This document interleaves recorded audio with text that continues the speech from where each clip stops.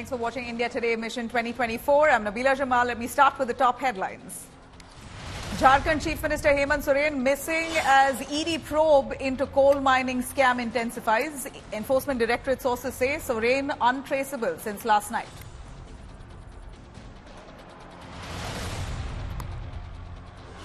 Tensions flared in Karnataka's Mandya after the Hanuman flag lowered to hoist a national flag by the Karnataka police. BJP calls the Congress government anti-Hindu. Siddaramaiah government defends.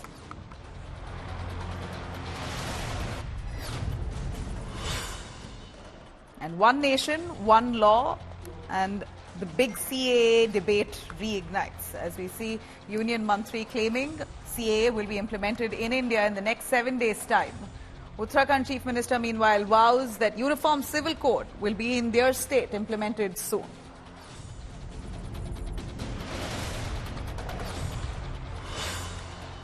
Big developments in Gyanvapi case. Hindu side seeking petition with the Supreme Court asking for de-sealing of the Wazu Khana, also demanding ASI survey of Shivling in mosque complex.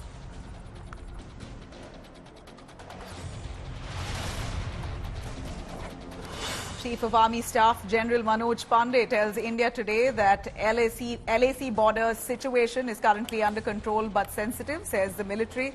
Diplomatic talks ongoing with China.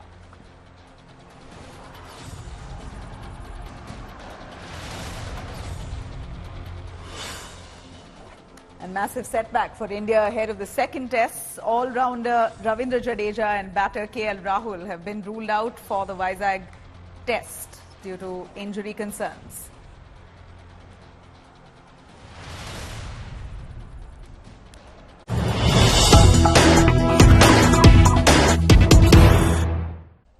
All right, now inside scoop on why Nitish Kumar dumped the India bloc. Well, Nitish Kumar had decided on January 13th that the last India virtual meeting, at that meeting, he would no longer want to be with the India alliance. This is what sources tell us, that Nitish Kumar had already made up his mind right in the last meeting of the India bloc. Nitish was already angry, we believe, over the lack of seat sharing. Nitish was to be announced as the coordinator, but Rahul Gandhi had said that he will consult Mamata Banerjee and tell her. Nitish had decided on the same day that he wanted to break that relationship. Now, in anger, Nitish has said that I don't want to be made the convener, make Lalu Prasad the convener. That was said in anger. And right after this, a very close associate of Nitish Kumar contacted a senior union minister. After talking to the party leadership, the union minister gave a green signal for Nitish Kumar to join hands with the NDA. Big development. In fact, a big revelation right here on India Today, the reasons to why Nitish Kumar decided to snap ties with the India bloc. It's, of course, very important to know that while they were batting for Mallikarjun Kharge as the face, as the prime ministerial face for the India bloc, there wasn't any consultation that was done with Nitish Kumar, and that's what led to him irked and upset. Eventually decided he does not want to be part of the India alliance. Rohit joins us, our correspondent, for more clarity on that. Rohit, this was expected. Nitish Kumar, inside scoop coming through right here on India Today. As we understand, Nitish Kumar has been angry since the last meeting of the India bloc, when they decided that Mallikarjun Kharge should be made the face. Nitish, though, at that point did not reveal too much. He did not really let his emotions get the better of him. He stayed mum, but now we see what happened. He snapped ties very quickly.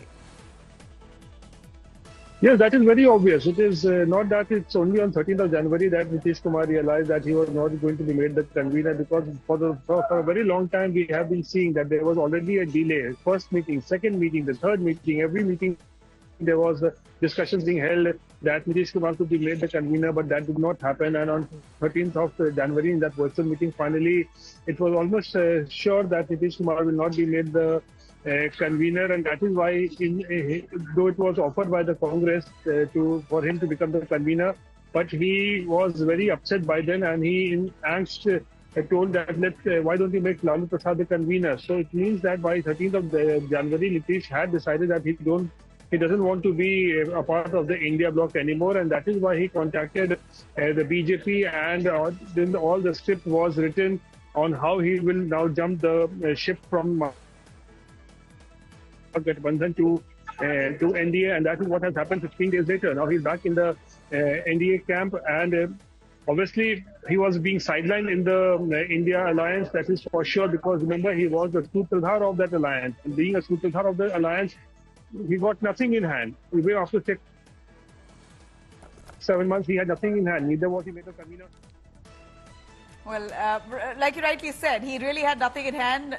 He wasn't the convener, nor was he announced, or, was he really the unanimous choice for being the prime ministerial face for the India alliance. Clearly, Nitish, the reasons to why he snapped ties with the India bloc.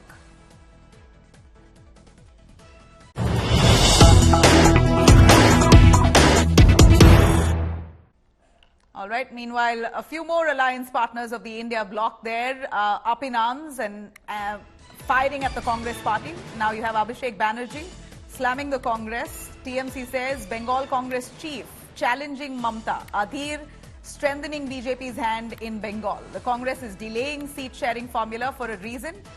In fact, TMC blames the Congress for seat-sharing delay. Now, this comes also at a time when Mamta Banerjee has also already decided to go solo in West Bengal. While that said, you have her nephew and TMC Neta Abhishek Banerjee, who slams the Congress now to say that Adhir Ranjan Chaudhary, the Congress chief in West Bengal, has been strengthening the hands of the BJP in West Bengal and deliberately trying to delay seat-sharing formula between the India alliance partners.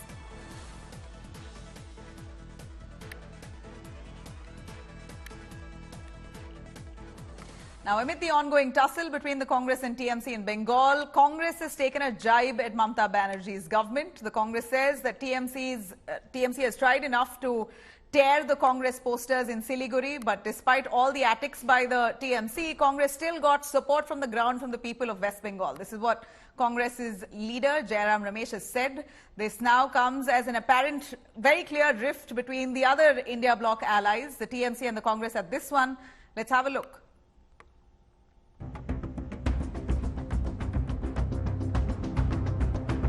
With the big 2024 Lok Sabha battle just months away, the fissures in India bloc are widening. In a fresh row, the Congress has taken a jibe at the TMC after Mamta Banerjee's party workers allegedly tried to tear up posters of the Bharat Jodo Nyay Yatra in Bengal. हमारे जो TMC के दोस्त हैं जलपाईगुड़ी में और सिलीगुड़ी में हमारे poster निकाले, हमारे पोस्टर फाड़े। TMC के प्रयासों के बावजूद जलपाईगुड़ी और सिलीगुड़ी में भी हमें भरपूर स्वागत मिला है। A day after the architect of the India bloc, Nitish Kumar, quit the alliance, the Rahul-led Yatra has entered Bihar. देश का जो राजनीतिक सेंटर है, सोशल जस्टिस का जो सेंटर है, जहां से सामाजिक न्याय की लड़ाई शुरू होती है, वहां से तो आपकी यात्रा गई नहीं, बिहार से आपकी यात्रा गई नहीं, असम से आपकी यात्रा गई नहीं, बिहार में से अब ये यात्रा भारत जोड़ो न्याय यात्रा निकलने जा रही है। The two big states where Rahul's Yatra has been held so far, the Congress has suffered major setbacks. In Bengal, Chief Minister Mamta Banerjee has announced that she will fight the Lok Sabha elections alone. And in Bihar, the alliance is in dumps after Nitish's exit. Former Congress leader and once a Gandhi family's loyalist, Ghulam Nabi Azad, has written off the opposition alliance. Opposition जो दिख रही थी unity वो अब आहिस्ता आहिस्ता देखा जा रहा है कि बिखर रही है. The BJP, on the other hand, has mocked Rahul, calling him the BJP's star campaigner. जहां से ही राहुल गुजरेगा वहां ही कांग्रेस खत्म होगा. जो कुछ भी बसा हुआ है वो भी खत्म हो जाएगा. जहां में वो पाव रखेगा वही स्थान वही इलाका बीजेपी के लिए एकदम बढ़िया हो जाते हैं. वो बीजेपी का सबसे बड़ा स्टार कैंपेनर है.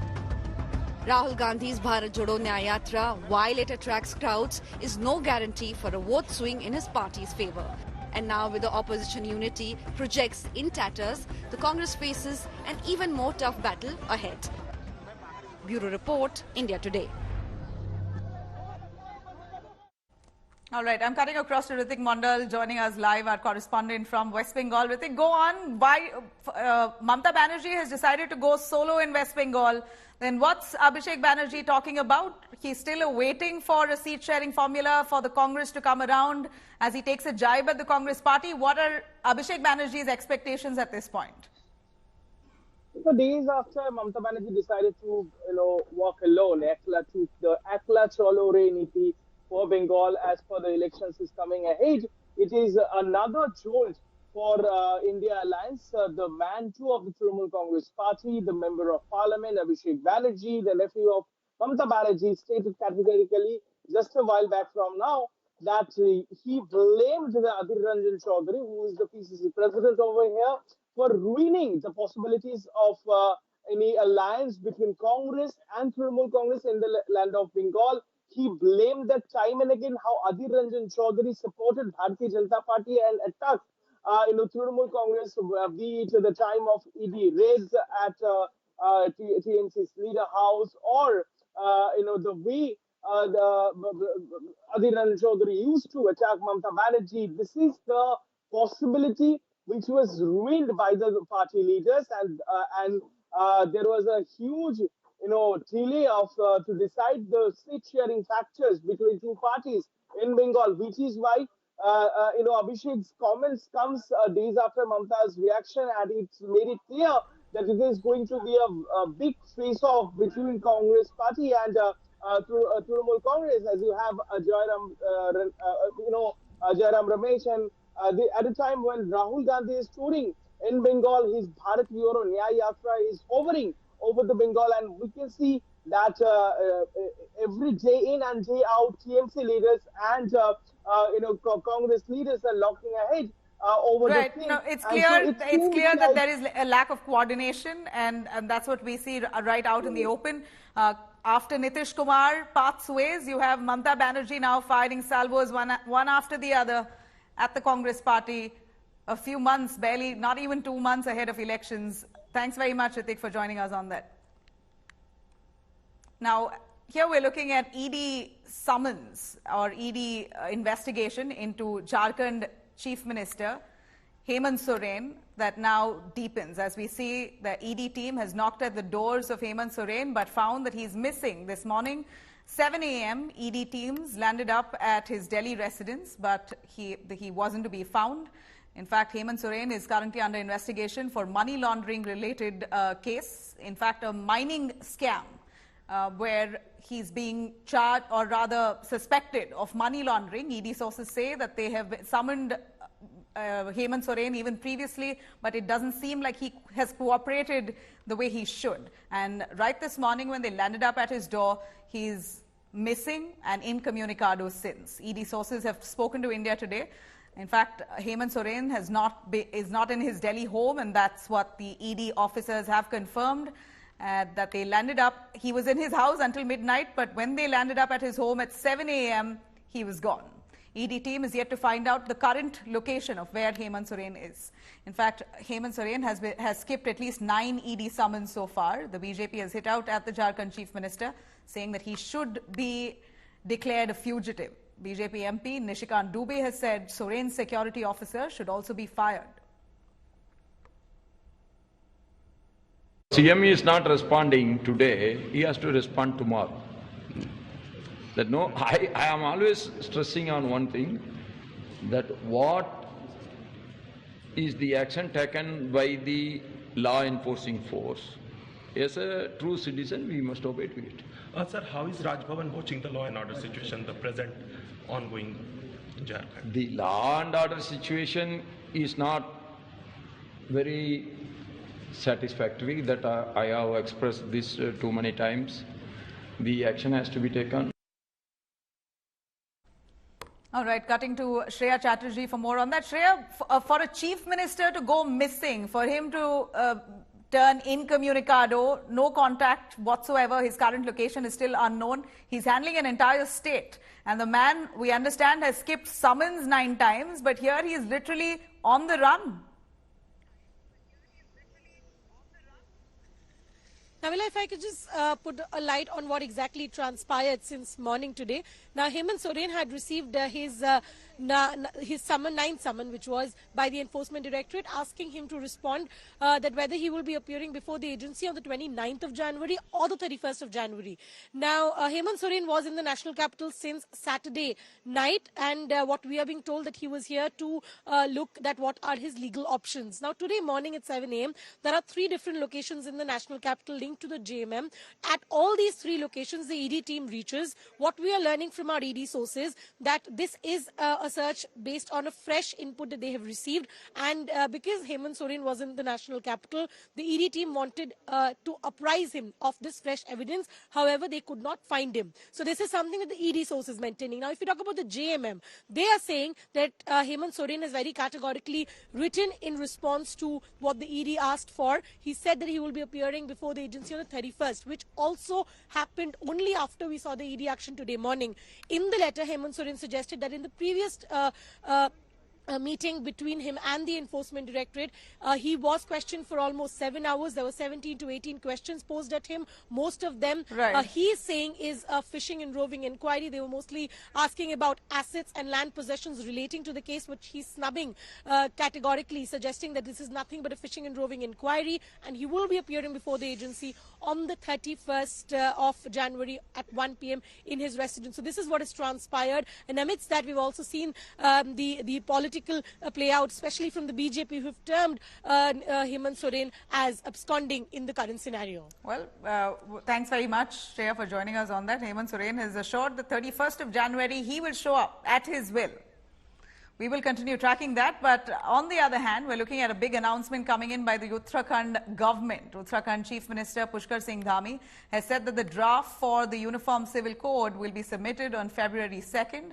Dhami says that UCC was one of the core promises of his government and work was being done in full swing. He says the draft soon will be submitted. It will be submitted in the Parliament, in the Assembly. There will be a discussion about it, at least for the 4 days of the Assembly session.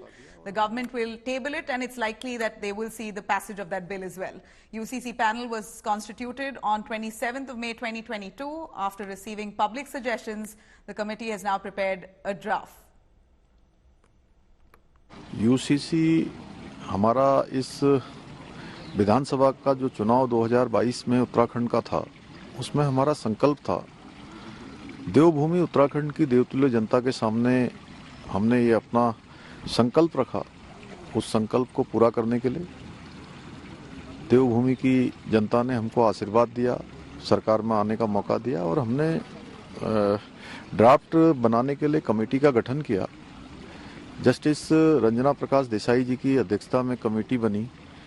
Committee ने अपना काम पूरा कर लिया है और उन्होंने हमको बताया है कि 2 तारीख को वो हमको ड्राफ्ट दे देंगे, और उनका ड्राफ्ट देने के बाद उसका आकलन करेंगे, उसको मंत्रिमंडल में लाएंगे। उसके बाद विधानसभा में जो विधेयक बनने की दिशा में, एक्ट बनने की दिशा में जो कार्रवाई होती है, उस कार्रवाई को हम आगे बढ़ाएंगे। All right. Now, earlier Prime Minister, while speaking on UCC, had said that Muslims were being used for vote bank politics. Here's a listen. Bharat के मुसलमान भाई बहनों को भी ये समझना होगा कि कौन से राजनीतिक दल उन्हें भड़का करके उनका फायदा लेने के लिए उनको बर्बाद कर रहे हैं। आजकल हम देख रहे हैं कि यूनिफॉर्म सिविल कोड के नाम पर ऐसे लोगों को भड़काने का काम हो रहा है। आप मुझे बताइए, एक घर में परिवार के एक सदस्य के लिए एक कानून हो, परिवार के दूसरे सदस्य के लिए दूसरा कानून हो, तो क्या वो घर चल पाएगा? क्या कभी भी चल पाएगा क्या? फिर ऐसी दोहरी व्यवस्था से देश कैसे चल पाएगा? हमें याद रखना है कि भारत के संविधान में भी नागरिकों के समान अधिकार की बात कही गई है। All right, on that note, it's a wrap on Mission 2024.